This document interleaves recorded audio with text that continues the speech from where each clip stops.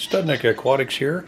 This video is going to be on the filtration, and there's actually going to be two videos on filtration. There's going to be this one, which is on the initial filtration for the setup, and then eventually this will be converted over to sump filtration.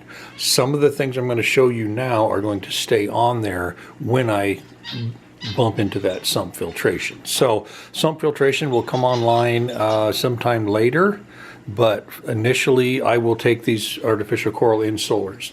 I will remove these artificial coral inserts, put in my own structure, start buying corals, and go to a sump filter. But in the meantime, what I'm doing here, this is a 75-gallon aquarium. It is just a standard 75. And basically what I have going on here for filtration is a couple of different things. The main filter that I have on this thing is going to be this right here. And this is a hang on the back. It is made by Reef octopus. And this is the classic 100 hang on the back protein skimmer. And they work very, very well. All the reviews that I read were really good about them. There's a lot of adjusting to it. It hasn't been set up very long, so it's still in the break-in period. But it does have room in your chambers here if you want to have some nitrifying bacteria media in here. And what this is, these are ceramic rings that are loaded with nitrifying bacteria that have been in an aquarium downstairs for probably 10 years. And then this here was in a saltwater aquarium downstairs. This is a portion of that that has bacteria. I'm doing a fishless cycle on that. So I'm seeding it with that, and you can leave those in there. But this thing is going to work really well. You can see the collection cup very easily. It is adjustable. This up here is for your air. And then these sponges are in here to keep you from having micro bubbles. And I really don't have any micro bubbles at all. It looks really well. It's working great. So I'll probably leave that in there. When I go to my sump filtration, there's a chance that I'll remove this and then plumb in a external UV sterilizer system. And when I do that, I don't know if I'll leave this in here. I have two Bubble Magus Curve 7 protein skimmers downstairs, and they retail for about $400 a piece. I own two of those. So when I go to my sump filtration, there's a chance that I'll take this protein skimmer off and go to those. We'll see. The reason I may not is if I don't go to those and I leave this, it doubles the size of my refugium area. So I don't know, we'll see. The other thing I have on here is the Two Little Fishes Phospan 150.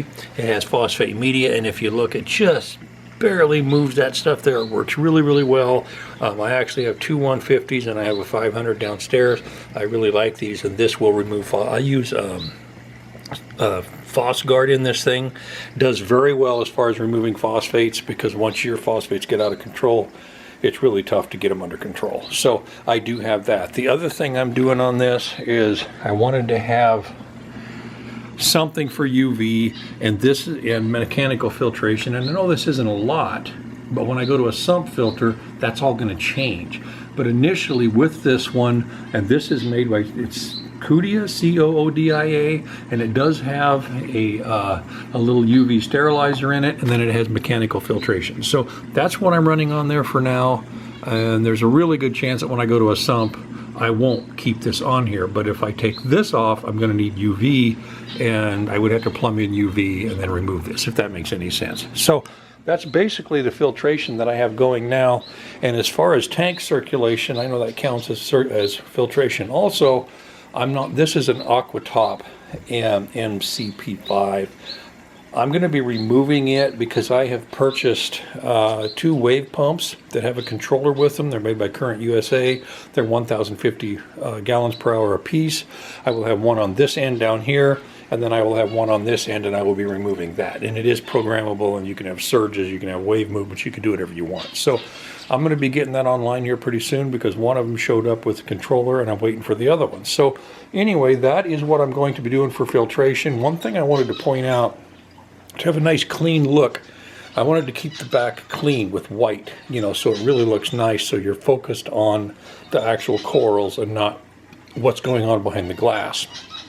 So what I'm using for that, in order to keep from seeing all of my filtration, this is white butcher paper. I keep it around because in my bird aviaries and all my bird cages, I use it in the bottom of them and it's really, really dirt cheap, and you can take it off. If it gets wet, I can take it off, throw away, put a new one on.